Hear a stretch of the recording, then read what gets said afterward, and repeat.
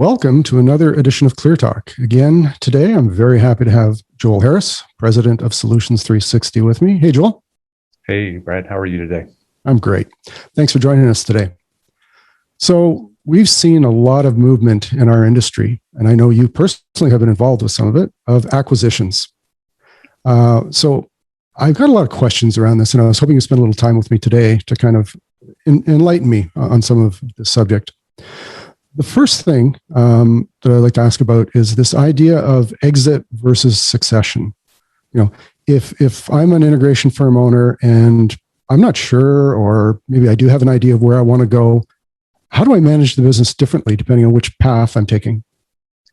That's a great question. Thanks for asking me that, because to me, there's absolutely no difference in how I run my business to maximize the value of that business, regardless of what I'm planning, whether I'm planning for an exit a year, 3 years, 5 years from now, or if I'm planning on succession, or if I'm planning on keeping and running the business for a long time. The activities we do to drive the value of our business are exactly the same. And we'll talk about that as you ask your questions about what those drivers are. Great, thanks. So I would say it's fairly common in many industries when an entrepreneur creates a business and they run it for many years, they probably have an unrealistic idea of what that business is worth to somebody else. What would you say about that? That's been my experience as I have personally gone out and sourced deals and created deals. Often people don't know what their business value is. So I would encourage you to begin to be conversant on it and ask more than your neighbor, because there are different values for different business structures. And so it's important to begin to understand, just as in our homes, in our personal life, we kind of know what our home value is worth. And we know that if I'm in a more high-priced neighborhood, the house is going to be worth more than if I'm in a lower-priced neighborhood. And we have to understand kind of the drivers of our business. And I would separate it into two. There's external drivers that I don't control, and there's internal drivers that I do control. External drivers I don't control is the type of business I'm in. If I'm in a software development business, I'm going to have a different valuation than if I'm a labor business, a consulting business, or some other type of business. I don't control whether the market is hot at that point or time. There are times in our integration business, the exact same firm 10 years ago might have sold for a 4 multiple of earnings and now might sell for a 6, or after COVID might sell for a 3. So market timing has a lot to do with the valuation of the business. And lastly, probably something that most people don't understand is interest rates drive, and availability of bank financing drive value of deals way more than people think they actually do. So your business, what you control internally, is the only thing you can really focus on. And that's what I'd like to talk about today, is what are those drivers that people can control, but they need to be aware that even if they control it, that's not a guarantee of what the offer they will get when they decide to sell it, because it is affected by external market factors. Well, leads to a great question. We're talking about the integration space. The typical integration firm is dealing with technology. They have engineering. They have a delivery and installation mechanism. They usually have a service and hopefully some recurring revenue. So what do I do in that kind of environment to drive the most value for my business? There are 3 or 4 levers that an investor is going to look to, or whether it's just strategic or financial investor. And number one is we're going to look at what is the size of the earnings. So the profitability that you earn drives valuation. That's why often people use something called a multiple of EBITDA, earnings before interest, depreciation, and amortization, because that represents the cash flow.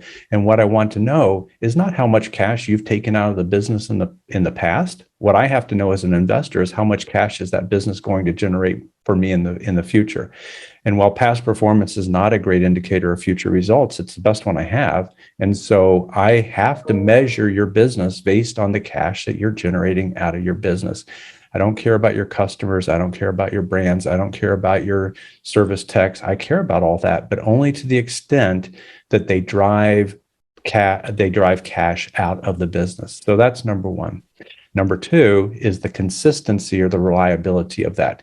A company that's consistently growing at a slower pace is way more worth more than one that's going up and down, because if I buy your company, I don't know if next year is going to be the one you're going to hit the down cycle. So I want to show consistency of growth, and then rate of growth is the third determinant of valuation. The faster you're growing, the more consistent you're growing, and the size of your profitability will be the three key factors that drive. So if I'm a business owner and I want to increase the value of my business, what am I doing to drive those? And then the fourth thing I didn't mention is the mix of your business.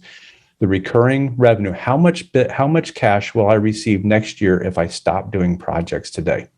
And that's what investors want to know. What is that safety net of going without a project-based business? And that drives valuation immensely. It's very helpful. One of the things that I've heard in the past that has derailed some deals is something called due diligence. Could you kind of explain what that is and why you can run into trouble? That's a great question. So there's four primary areas of due diligence that run into people. Number one is the financial due diligence. You have to have good financial records that have preferably audited financial statements, at least reviewed financial statements, because the first thing an investor is going to do is come in and do something called a quality of earnings, a QOE report. And they're going to make sure that your financials are as you represent them to be going back for a period of time, because that's what they're going to use to forecast. So having rock solid financials, often we play games with our financials for many purposes, and those will not pass the investor time. So a deal that looked really good can fall apart on financial due diligence. Legal due diligence is the second one nobody likes to deal with, but you need to make sure that you have clear and free ownership of all the assets you claim in your business and the customer contracts, and they aren't being able to be voided on change of control, that your employment agreements aren't creating a risk for the business. So legal due diligence can be surprisingly a thorny path to navigate as you go through it. Third is your operational due diligence, all of your policies around how do you run your business, and what is the operations and sustainability of your business. And then fourth would be tax due diligence. What kind of liabilities have you created and risk have you created going forward with your business? So those are the four key due diligence. Often they get segmented into smaller ones that can derail the sale of a really good business. Well, you've given me an awful lot to think about today. I appreciate your time. Thanks very much. Thank you. I love talking about this. So thank you for letting me. We'll do it again. Okay. Take care.